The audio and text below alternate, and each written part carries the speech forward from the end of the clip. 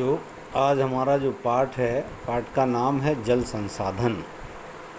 जैसा कि नाम से ही आप देख रहे हैं, जल का मतलब पानी, संसाधन माने कि जो हमारे उत्पादन के विभिन्न साधन हैं उनमें से जल एक संसाधन है। इसके बिना हमारा कोई भी कार्य नहीं होगा, चाहे खेती हो, नहाना धोना हो, कपड़े धोना हो, किसी भी कोई फैक्ट्री लगाना हो उसमें भी पानी की आवश्यकता है, उद्योग लगाने हो उसमें भी आवश्यकता है। तो हम यहाँ एक कहानी हमारे सामने है। जैसा कि आप जानते हैं कि 3/4 धरातल जल से ढका हुआ है, मतलब पृथ्वी का 3/4 भाग कैसे पानी से भरा हुआ है। परंतु इसमें प्रयोग में लाने योग्य अलवणीय जल का अनुपात बहुत कम है। माने जो पानी खारा नहीं है, माने शुद्ध पानी है, उसकी मात्रा बहुत कम है। यह अलवणीय जल हमें सतही अपवाय और भौम जल स्रोत से प्राप्त होता है। ये मतलब ज़मीन के नीचे से और नदियों से प्राप्त होता है, जिनका लगातार नवीकरण और पुनर्भरण जलीय चक्र द्वारा होता रहता है। सारा जल जलीय चक्र में गतिशील रहता है, जिससे जल नवीकरण सुनिश्चित होता है। आपको आश्चर्य हो रहा होगा कि पृथ्वी का 3/4 भाग जल से घिरा है और जल एक नवीकरणीय योग्य संसाधन है, तब भी विश्व के अनेक देशों में और क्षेत्रों में जल की कमी कैसे है। ऐसे भविष्यवाणी क्यों की जा रही है कि 2025 में 20 करोड़ लोग जल की नितांत कमी झेलेंगे।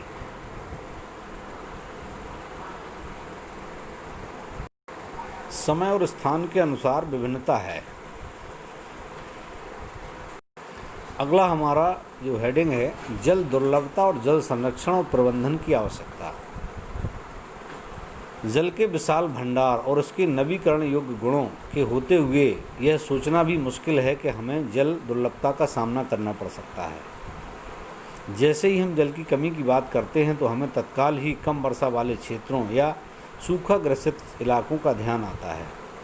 हमारे मानस पटल पर तुरंत राजस्थान के मरुस्थल और जल से भरे मटके संतुलित करती हुई और जल भरने के लिए लंबा रास्ता तय करती कनिहारनों के चित्र चित्रित हो जाते हैं।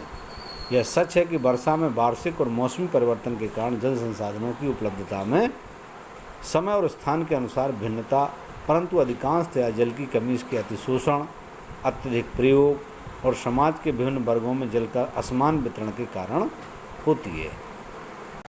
क्या यह संभव है कि किसी क्षेत्र में प्रचुर मात्रा में जल संसाधन होने के बावजूद भी वहाँ जल की दुर्लभता हो, माने जल की कमी हो? हमारे कई शहर इसके उदाहरण हैं। अतः जल दुर्लभता अत्यधिक और बढ़ती जनसंख्या और उसके परिणामस्वरूप जल की बढ़ती मांग और उसके असमान वितरण का परिणाम हो सकता है। माने मतलब ये है कि एक तो जनसंख्या बढ़ रही तो जल की मांग बढ़ रही है, दूसरा पानी पीने लायक कम है। ऐसे पानी खारा तो बहुत है लेकिन पीने लायक कम है। इसके अलावा उसका असमान वितरण है, कहीं पानी की मात्रा बहुत ज़्यादा है, कहीं पानी की मात्रा कम है। तो ये सारे कारण हैं। इसके अलावा जब जल अधिक जनसंख्या है तो घरेलू उपयोग में ही नहीं बल्कि अनाज पैदा करने के लिए भी पानी की ज़्यादा ज़रूरत है।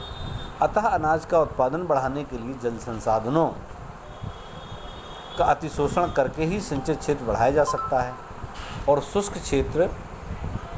शुष्क ऋतु में भी खेती की जा सकती है। सिंचित कृषि में जल का सबसे ज़्यादा उपयोग होता है। शुष्क कृषि तकनीकों तथा सूखा प्रतिरोधी फसलों के विकास द्वारा अब कृषि क्षेत्र में भी क्रांति लाने की आवश्यकता है। आपने टेलीविज़न विज्ञापनों में देखा होगा, बहुत से किसानों के खेतों पर अपने निजी कुएं, नलकूप हैं जिनमें सिंचाई करके भी उत्पादन बढ़ा रहे। परंतु आपने सोचा है कि इसका परिणाम क्या हो सकता है? इसके कारण भूमि जल स्तर, माने ज़मीन के नीचे का जो जल है उसका स्तर नीचे गिर जाता है और लोगों के लिए जल की उपलब्धता में कमी हो जाती है और भोजन सुरक्षा खतरे में पड़ जाती है। आपने देखा होगा कि पहले पानी बहुत ऊपर आ जाता था थोड़ी सी खुदाई करने पर, लेकिन अब हैंडपम्प में भी पानी बहुत देर में नीचे तक गहराई करनी पड़ती है, तब जाकर के पानी निकलता है। इसका मतलब है कि हमारी ज़मीन का जो वाटर लेवल है वो नीचे चला गया। स्वतंत्रता के बाद भारत में तेज़ी से औद्योगिकरण और शहरीकरण बढ़ा हुआ है और विकास के अवसर प्राप्त हुए। आजकल हर जगह बहुराष्ट्रीय कंपनियां, MNC बड़े औद्योगिक घरानों के रूप में फैली हुई हैं। उद्योगों को बढ़ती हुई संख्या के कारण अल्लवड़ी जल संसाधनों पर दबाव बढ़ रहा है। उद्योगों को अत्यधिक जल के अलावा उनको चलाने के लिए ऊर्जा की भी आवश्यकता होती है और इसकी काफ़ी हद तक पूर्ति जल विद्युत से होती है।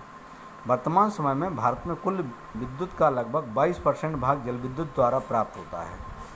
इसके अलावा शहरों की बढ़ती जनसंख्या और जनसंख्या तथा शहरी जीवन शैली के कारण न केवल जल और ऊर्जा की आवश्यकता में बढ़ोतरी हुई है, अपितु इनसे संबंधित समस्याएं और भी गहरी हुई हैं। यदि आप शहरी आवास समितियां तथा कॉलोनियों पर नज़र डालें तो आप पाएंगे कि उनके अंदर जलपूर्ति के लिए नलकूप स्थापित किए गए। इनमें कोई आश्चर्य नहीं कि शहरों में जल संसाधन का अति शोषण हो रहा है और इसकी कमी होती जा रही है। ये सत्य है। अब तक हमने जल दुर्लभता के मात्रात्मक पहलू की बात की। आओ हम ऐसी स्थिति के बारे में विचार करें जहां लोगों की आवश्यकता के लिए काफ़ी जल संसाधन है, परंतु फिर भी इन क्षेत्रों में जल की दुर्लभता है। यह दुर्लभता जल की खराब गुणवत्ता के कारण हो सकती है। माने पानी तो है लेकिन पानी खराब मात्रा का है। पिछले कुछ वर्षों में यह चिंता का विषय बना हुआ है कि लोगों की आवश्यकता के लिए प्रचुर मात्रा में जल उपलब्ध होने के बावजूद यह घरेलू और औद्योगिक अपशिष्टों माने जो उद्योगों से निकला हुआ कचरा, रसायन, कीटनाशक और कृषि में प्रयुक्त उर्वरकों द्वारा प्रदूषित और मानव उपयोग के लिए खतरनाक है। माने इतनी चीज़ों से विषैला हो गया पानी, तो ये मानव के पीने लायक नहीं बचा है।